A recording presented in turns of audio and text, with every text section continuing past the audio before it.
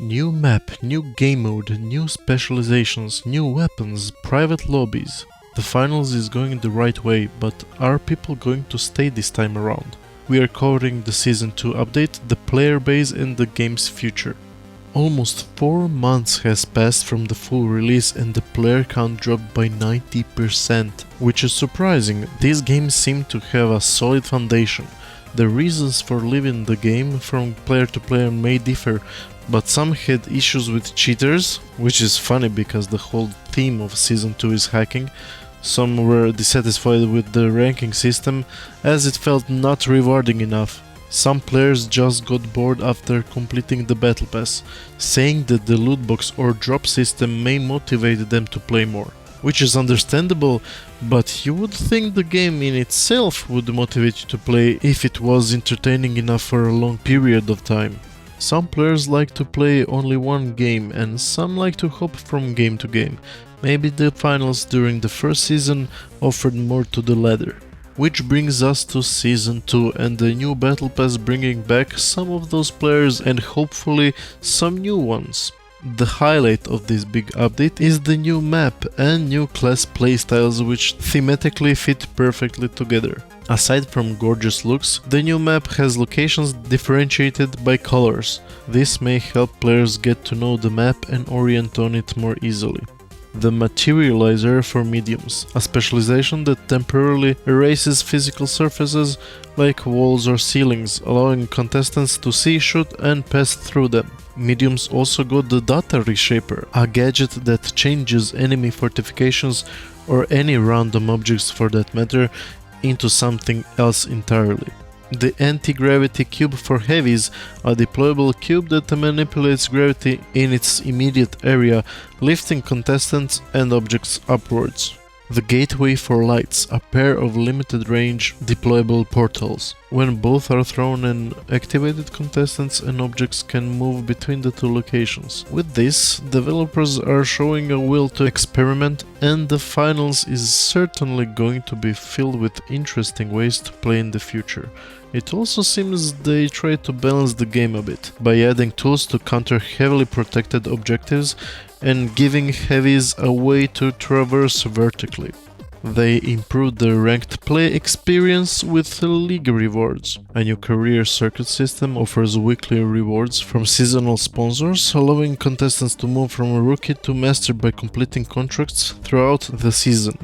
New casual 5v5 game mode called Power Shift, where two teams compete to escort a platform through the arena. It's nothing new in the gaming industry, but gosh darn if it doesn't fit perfectly in this game. There's constant action on the map and it's really fun. People don't seem to be interested in switching classes to balance the match, and the only way to balance it is to force players to play a certain number of a class. But I'm not sure if you want to do that, the game mode would lose its casual feel. New weapons for all classes that players asked for, which can become a slippery slope in this kind of game where you have a loadout and the weapons are not balanced by a price tag as they are in Counter-Strike or Valorant, or balanced by a spawn rarity like in Battle Royale games. Similar weapons in this game would mean a balancing nightmare. As long as the new weapon makes sense for a new mode or a class playstyle, go for it.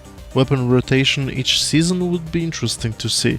It would be easy to balance, it would feel fresh and players would have more things to grind for. If anyone asks me, there wouldn't be a place for a sword or an RPG in a first-person shooter, but my opinion doesn't matter. Speaking of things that don't matter, private lobbies. I'm joking, it's a good addition to the game, it potentially gets rid of cheaters in your games, but as for now only casual game modes are available, so it's more intended for streamers to play without stream snipers and for content creators. There's new ways to grind and unlock stuff, and that concludes all things that players got, aside from skins, quality of life changes and some minor tweaks. Now your job is to go complain on Reddit or X and your wish may come true. This game may not have a huge player base in the long run, but a consistent one, a loyal audience. And with time, as people find out about the finals and upgrade their gaming setup, the numbers will increase. I'm sure the Embark Studios listens to players' feedback and are trying to keep the ball rolling. But despite people talking about it, Embark Studios have not said much, if anything, about the potential of an esports scene.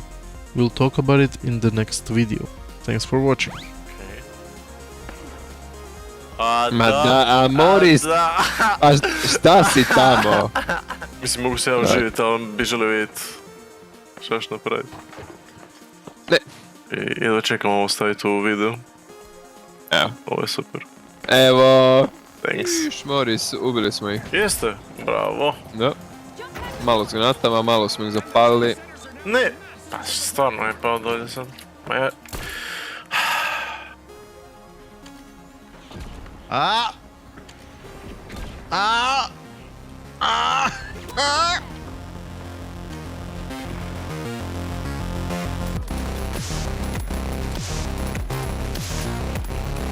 Mrtav?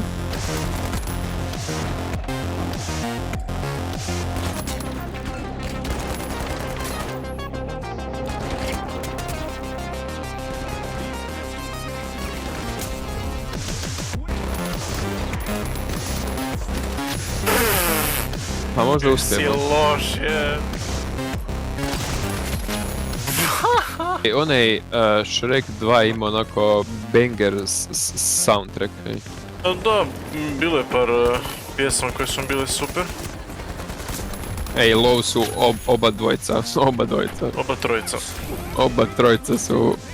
Tip je full low do vas.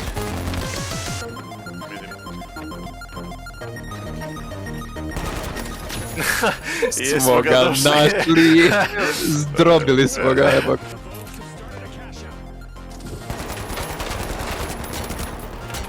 Ma... Okay. Ajde, pikaj, di si? Sve se pada, sve se ruši. Ovi su sve već napravili, jel? 6 mjeseci. Ma to, dečaci, jesmo ih pokosili je. Ovo je bilo lijepo. Ubio sam ga. Lov.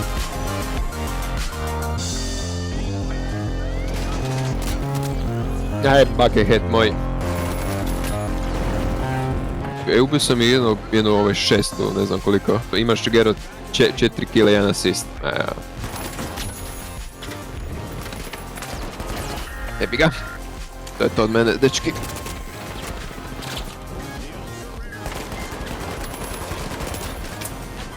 Zauzima. Pokušavam vidjeti ko šta ti, kako, od kuda, do kuda, po, napa, Za opo, sebe, kuda. napa, ripa, tapa, lapa, rapa, tapa, tapa. Ovo je bilo fora, Compete to escort a platform throughout the